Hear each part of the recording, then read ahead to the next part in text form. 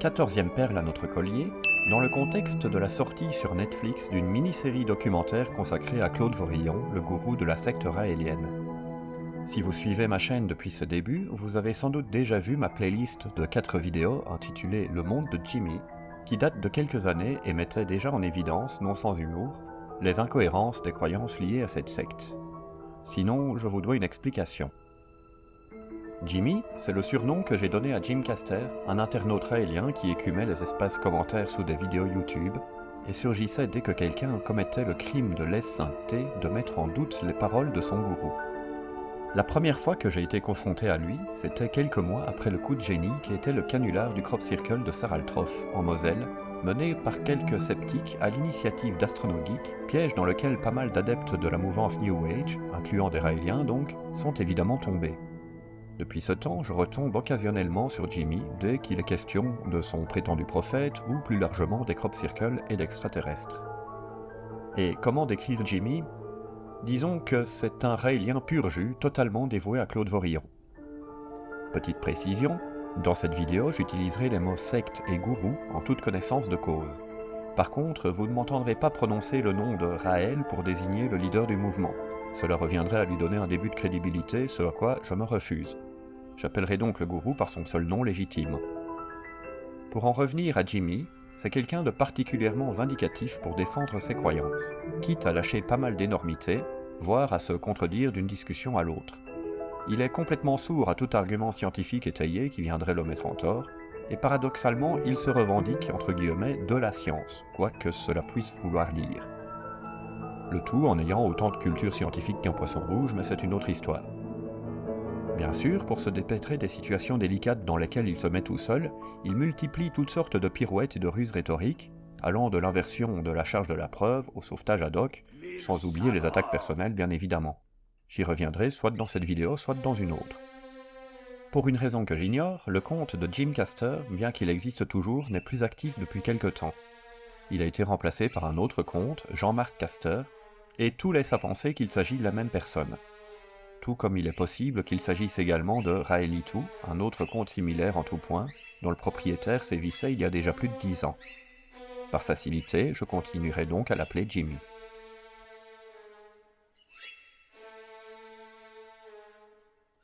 Avant d'en arriver à la perle proprement dite, je tiens à dire que je ne sors pas cette vidéo pour surfer sur la vague du documentaire Netflix. Disons qu'il s'agit plutôt d'une coïncidence.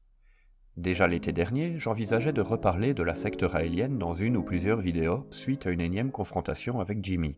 La preuve dans ce post que vous pouvez trouver dans mon onglet Communauté. Mais comme il s'agit actuellement du plus gros projet depuis mon diptyque sur le platisme, cela prendra le temps qu'il faudra et je ne donnerai aucune annonce à ce sujet tant que je n'aurai pas davantage avancé dans les travaux.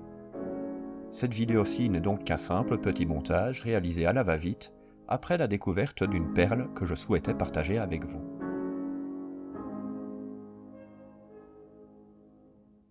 En bon raélien, Jimmy remet en cause la validité de la théorie synthétique de l'évolution.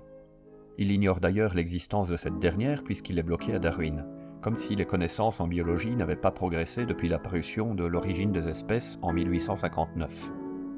Au lieu de ça, il relaye un narratif selon lequel la théorie de l'évolution serait, je cite, « cliniquement morte », un conte de fées pour adultes, auquel plus aucun scientifique sérieux ne croit.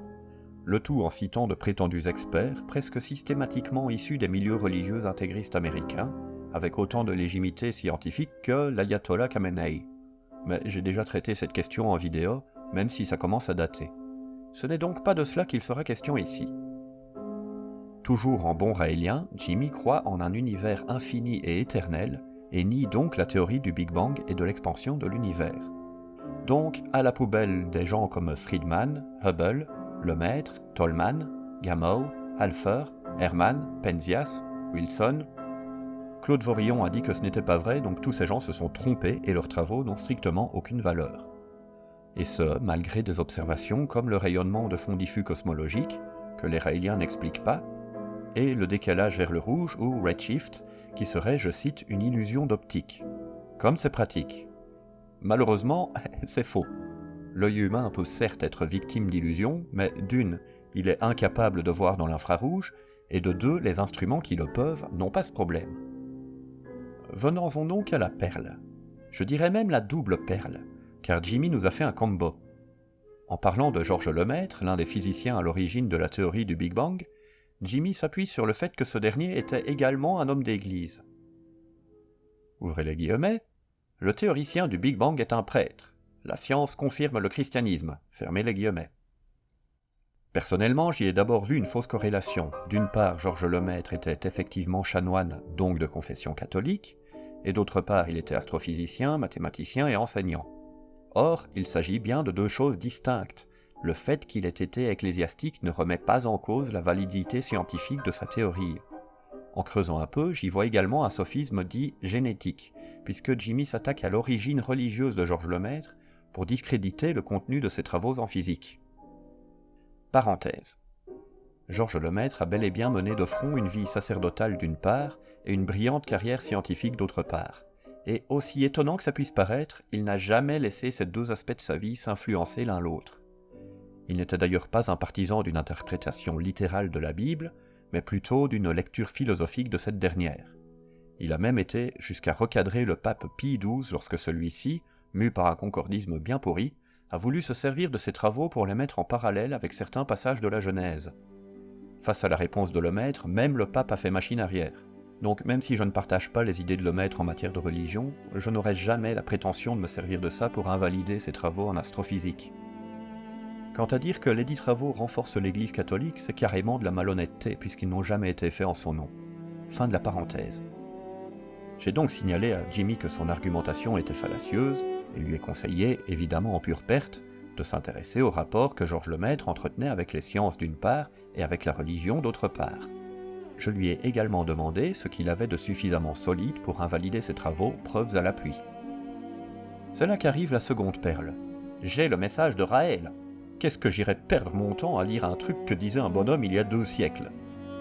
Je ne vais pas revenir sur la débilité pure et simple consistant à croire qu'une paire de livres écrits dans les années 70 par un type sans aucune formation scientifique, qui a successivement raté ses carrières de chanteur puis de journaliste sportif avant de se reconvertir en gourou de secte, serait plus fiable que les travaux des plus grands astrophysiciens du XXe siècle.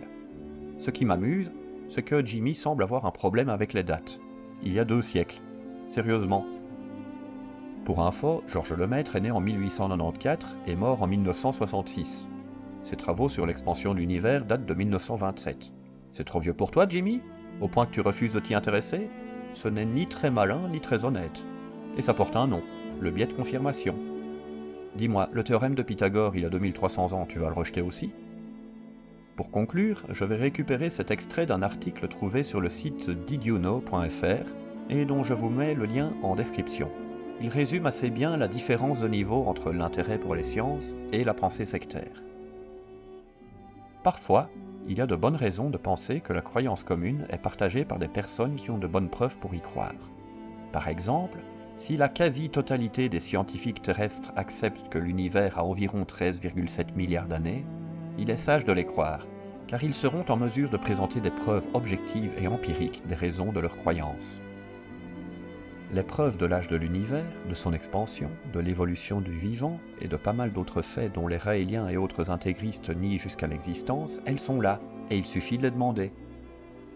Les preuves de la réalité du contenu des livres de science-fiction nanardesques écrits par Claude Vorillon, elles se font toujours attendre. Et quelque chose me dit que ça va encore durer longtemps.